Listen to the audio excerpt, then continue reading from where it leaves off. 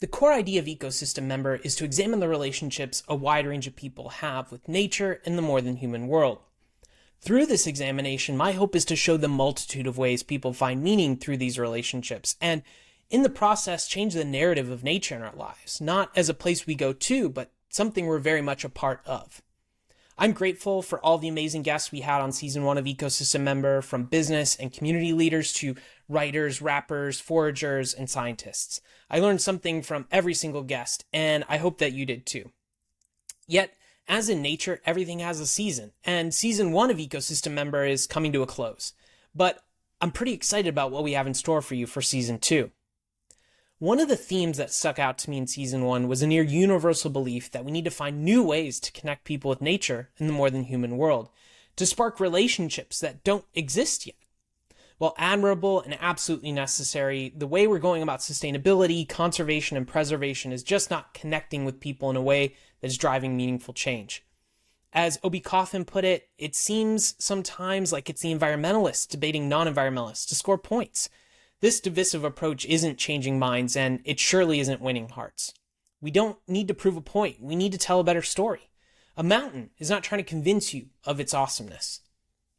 So when I look across the breadth of season 1 guests, the episodes that resonated the most with me weren't about making business more sustainable or even protecting or preserving nature.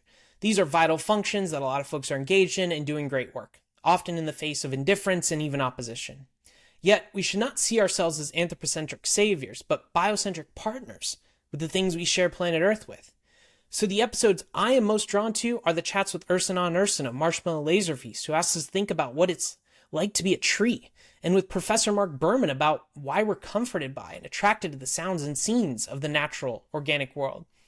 And with Melanie Challenger asking us to think more deeply about the artificial separations we've created between human and non-human animals. These are big, fundamental, meaty questions about how we exist on planet Earth, and I think they stretch beyond the realm of responsible materials and product production and documentation of the effects of climate change. So for season 2, we're shifting our focus ever so slightly to an area that I think often asks the biggest questions. Artistic works, from music and writing to film, photography and painting, even food and the culinary arts, can ask foundational questions about how we engage, experience, and interpret the world around us. They can also be an expression of the relationships we hold with the more than human world. If we're going to figure out how to manage the challenges of climate change and maybe even find the opportunities in this change, I don't think it will be by finally breaking through with some stats about carbon emissions and plastic pollution. I believe it will be through curiosity and creation. I believe it will be by asking exploratory questions, often without clear answers, but that can provide direction, like navigational arrows, as to how to experience the more than human world around us in more ways than just as a background for our Instagram selfies. So we'll be talking with artists who partner with nature in the more than human world through creation. Nature could be the inspiration for work, or appear as a representation of the more than human world.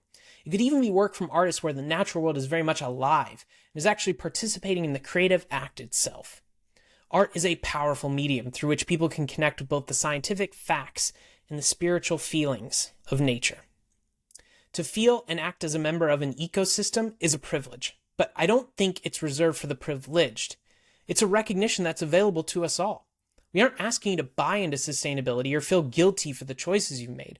We're here to consider what it means to express the idea that we are a part of everything and that we are all in this together. So please stick around for season 2 and join me on this journey.